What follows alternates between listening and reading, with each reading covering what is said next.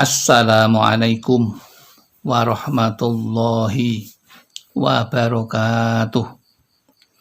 Bismillahirrahmanirrahim. Alhamdulillahirabbil alamin. Wa bihi nasta'inu ala umurid dunya waddin. La haula wala quwwata illa billahil aliyyil azim. Allahumma sholli wa sallim ala sayyidina Muhammad wa ala ali sayyidina Muhammad, amma ba'd. Jamaah Al-Fatih Channel yang dirahmati oleh Allah. Pertama, mari kita bersama untuk bersyukur kepada Allah Subhanahu wa Ta'ala atas limpahan rahmat dan nikmat-Nya yang selalu kita terima tanpa pernah ada berhentinya. Mari kita syukuri bersama dengan mengucapkan kalimat tahmid, alhamdulillahirabbil alamin. Tidak lupa sholawat dan salam semoga tercurah keharibaan baginda Rasulullah sallallahu alaihi wasallam, nabi yang kita banggakan, kita ikuti sunnahnya, dan kita rindukan syafaatul uzmanya ketika di dunia dan di akhirat nanti.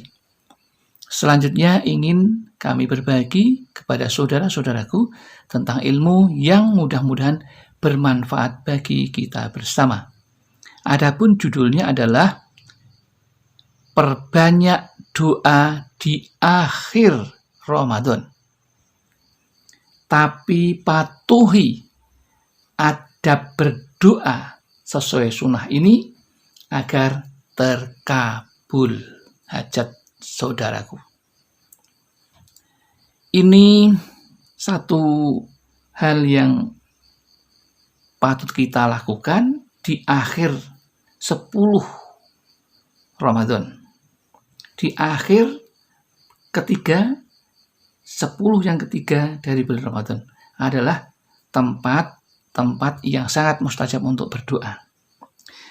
Tetapi jangan lupa, berdoa itu ada adabnya, ada aturannya, ada tata keramanya yang harus dipatuhi oleh semua orang yang berdoa. Adapun doa ini sesuai yang diajarkan Rasulullah kepada kita.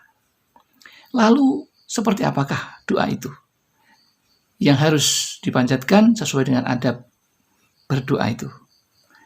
Yang pertama, untuk berdoa itu perlu mencari waktu yang mulia atau yang mustajab untuk berdoa. Misalnya di hari Arafah, atau di bulan Ramadan, atau di hari Jumat, atau waktu sahur, atau sepertiga malam yang terakhir, dan lain sebagainya. Ini ketika kita ingin doa kita dikabulkan, maka yang pertama carilah waktu atau tempat berdoa yang paling mustajab. Di antaranya adalah tadi itu sepertiga malam terakhir, karena di saat itulah doa sangat mustajab.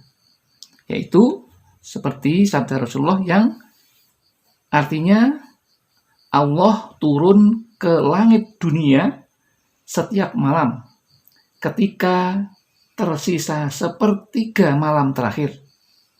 Allah berfirman, siapa yang berdoa kepadaku, aku kabulkan. Siapa yang memintaku, aku beri. Dan siapa yang meminta ampunan, pasti aku ampuni. Hadis riwayat Muslim. Itu yang pertama.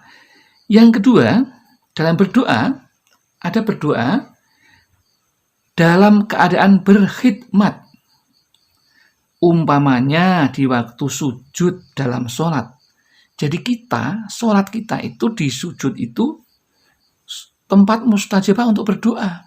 Sholat apapun.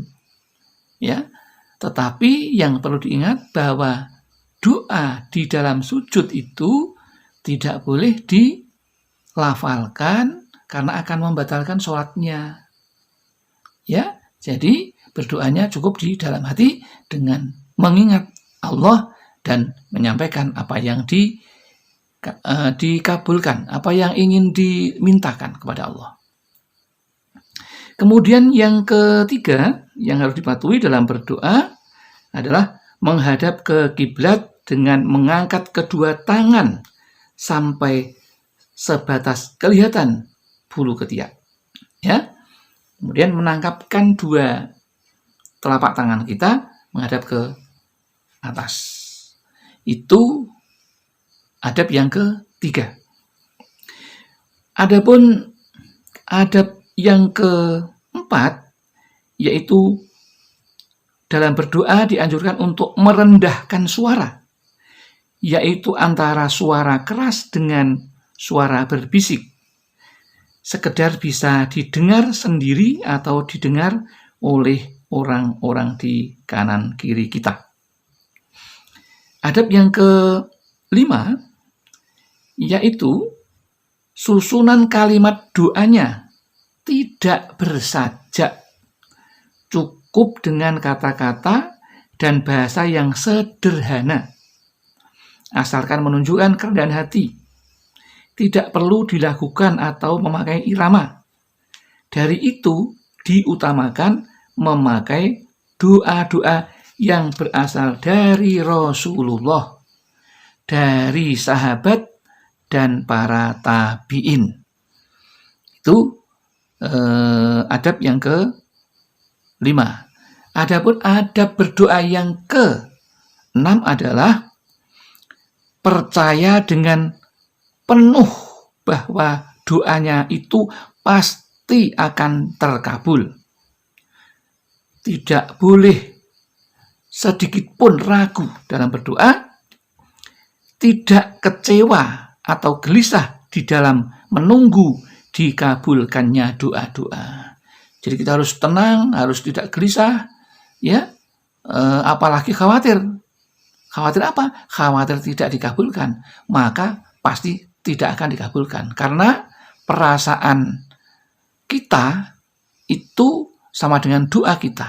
Maka ketika kita sudah berdoa, serahkan kepada Allah seluruhnya dan yakinlah bahwa doa pasti akan dikabulkan. Kemudian adab yang ke-7, dalam berdoa hati kita harus khusyuk, harus ingat kepada Allah. Hadir dalam hati kita adalah Allah, yakni hatinya tidak melayang ke sana kemari. Jadi kalau kita berdoa tapi hati kita melayang kemana-mana, maka Allah justru akan tidak menyukai seperti itu. Ya. Jadi berdoa harus fokus, khusyuk, pusatkan pikiran doa kita kepada Allah. Bayangkan bahwa Allah pasti melihat kita. Yakinkan dalam hati kita bahwa Allah saat berdoa ada dan melihat kepada kita.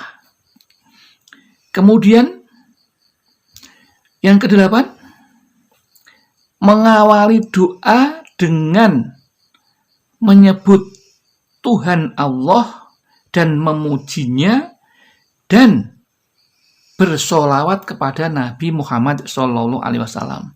Jadi ketika kita berdoa, di awal itu juga diawali dengan menyebut nama Allah, memuji dengan hamdalah, kemudian bersolawat kepada Nabi. Bagaimana caranya?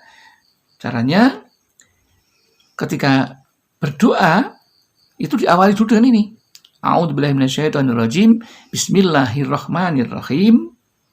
Alhamdulillahirabbil alamin. Allahumma sholli ala sayyidina Muhammad wa ala ali sayyidina Muhammad. Kemudian baru berdoa apa yang diinginkan. Ya. Kemudian nanti pada akhir setelah doanya itu permintaan kita itu disampaikan, kemudian ditutup, jangan lupa. Nah, wa sallallahu ala sayyidina Muhammadin wa ala alihi wa sahbihi ajmain. Subhana rabbika rabbil izzati amma yasifun wa salamun alal mursalin walhamdulillahi rabbil alamin. Ini penting sekali. Ya, penting sekali untuk diawali dan diakhiri dengan cara yang semacam itu di dalam doanya. Kemudian mengulang Adab yang ke-9 yaitu mengulang-ulang doanya. Apa yang kita mintakan yaitu 3 kali tanpa merasa jemu dan payah. Ini yang penting untuk semua jamaah Al-Fatih. Jangan lupa ya, mengulang kata-kata Rabbana atina fid dunya hasanah wa fil akhirati hasanah wa qina adzabannar sebanyak 3 kali. Yang kedua, berikutnya jangan lupa lagi Allahumma inni as'alukal huda wat tuqa wal afafa wal ghina. Itu juga jangan lupa di dalam doa. Ya, selipkan 2 doa tadi. Ya, doa itu doa yang pendek disukai oleh Rasulullah, dan doa itu dimanapun Rasulullah berdoa pasti ada doa itu. Maka apalagi kita harus ada kalimat doa itu. Maka jangan sampai melupakan doa itu. Kemudian yang ke-10 di dalam berdoa itu melaksanakan adab batin. Nah, ini penting ini. Melaksanakan adab batin yang menjadi pokok sebab-sebab dikabulkannya suatu doa. Yaitu bertaubat sebelum memohon dan menghadap langsung kepada Allah. Jadi bertaubat dulu. Bagaimana caranya? Ya, kalau ini di akhir bulan Ramadan, yaitu pada 10 terakhir dari bulan Ramadan, itu adalah puncaknya makbul kita berdoa. Maka jangan lupa ketika saudara mengerjakan sholat malam atau mengerjakan sholat Lailatul Qadar, maka jangan lupa berdoa dengan cara yang seperti tadi. Jadi jangan asal berdoa. Karena kalau kita berdoa tanpa adab berdoa, maka pasti tidak akan dikabulkan oleh Allah Subhanahu wa taala. Ya. Kemudian yang terakhir tadi kami tekankan beristighfar dulu. Jadi setelah sholat kemudian wiridan atau berzikir dengan memperbanyak membaca istighfar. Ya, istighfar, kemudian sholawat yang paling bagus untuk doa-doa kita. Demikian yang dapat kami sampaikan. Mudah-mudahan apa yang kami sampaikan ini bermanfaat untuk saudara-saudaraku semuanya, sehingga apa yang diinginkan doa-doanya dikabulkan oleh Allah Subhanahu wa taala. Akhirul kalam, billahi taufik wal hidayah wal inayah wal barakah. Wassalamualaikum warahmatullahi wabarakatuh.